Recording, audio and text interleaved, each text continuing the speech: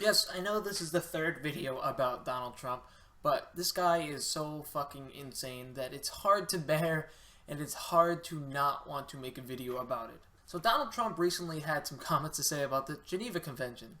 In Donald Trump's own words, the problem is we have the Geneva Conventions, all sorts of rules and regulations so the soldiers are afraid to fight. We can't waterboard, but they can chop off heads. I think we've got to make some changes and some adjustments. Wow, Donald, spoken like a true 5-year-old.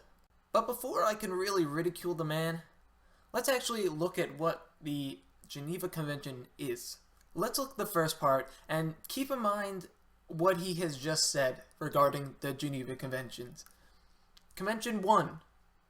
This convention protects wounded and infirm soldiers and medical personnel against attack, execution without judgment, torture, and assaults upon personal dignity. It also grants them the right to proper medical treatment. Basic human rights, right? If we got invaded and our soldiers were hurt or they needed medical attention, wouldn't you think, if we were the ones actually being invaded for once, wouldn't you think, wow, it makes a lot of sense that our soldiers should be, I don't know, how about allowed not to be tortured? Convention number 2.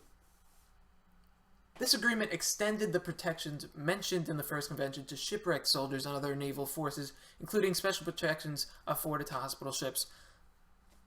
So, just a basic expansion of the first one. Convention 3. One of the treaties created during the 1949 convention. We've had this since 1949. 1949. This defined what a prisoner of war is. So this act pretty much protects our soldiers in case, I don't know, maybe somebody like John McCain in Vietnam gets captured and tortured. That means that the people who captured them are breaking international law, and they could be charged for that. Something that, we've done many, many times. We've broken international law, including waterboarding and other forms of torture. And, it's weird. It's almost as if when we do it, it's okay, but when they do it, they're fucking savages.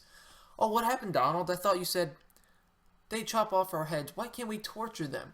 In my opinion, this is the most important because it protects the civilians in the country that is being invaded. And this is something places like Indonesia breaks all the time. Our history is imperialist. We've all often been regarded as doing this, but once again, rarely has there ever been a charge, especially against the United States, against of us breaking the Geneva Convention. So when Trump says that what's holding us back is the Geneva Convention, one, do you know what it is? And two, we're already not listening to it. Like, no boundaries. When you're number one, I guess you don't have to worry about everybody else because, the skill gap is too high.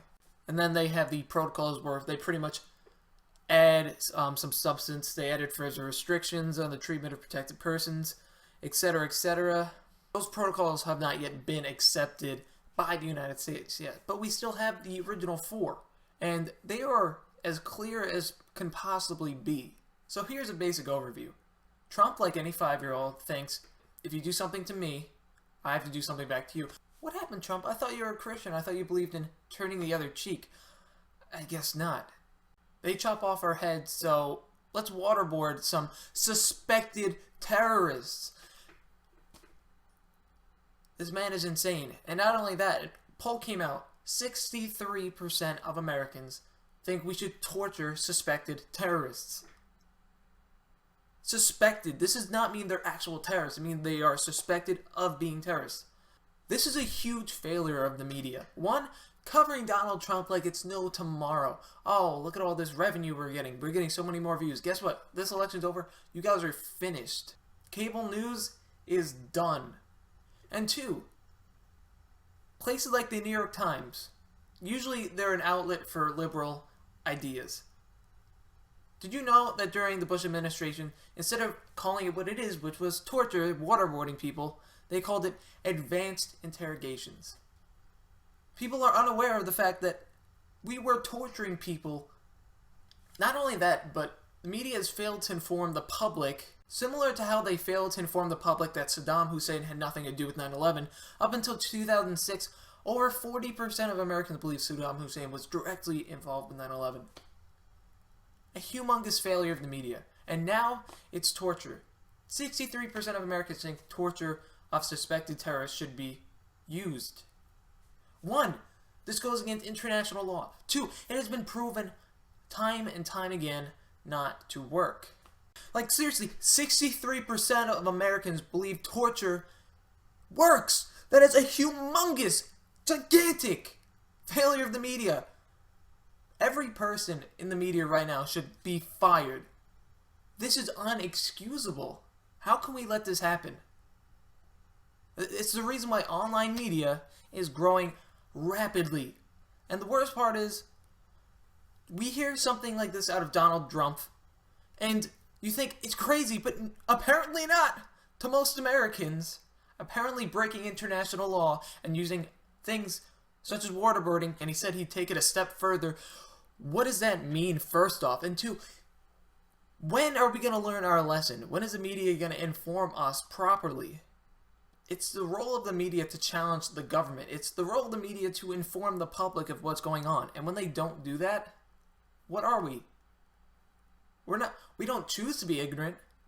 The media is forcing us to be. They're not giving us any information. And I know some people say, you know, you went out yourself and you found this information. Why can't everybody find this information? That's not an excuse. The media has an obligation. An average human being on this planet does not have an obligation to search up, does torture really work? No. The media should tell them. Being objective, not subjective. They take everything as an opinion. Does torture work? Let's ask the question, does torture work? No, we know torture does not work. Donald Trump says he's going to not allow any Muslims into the country. Instead of saying, that's obvious xenophobia, and he's completely wrong.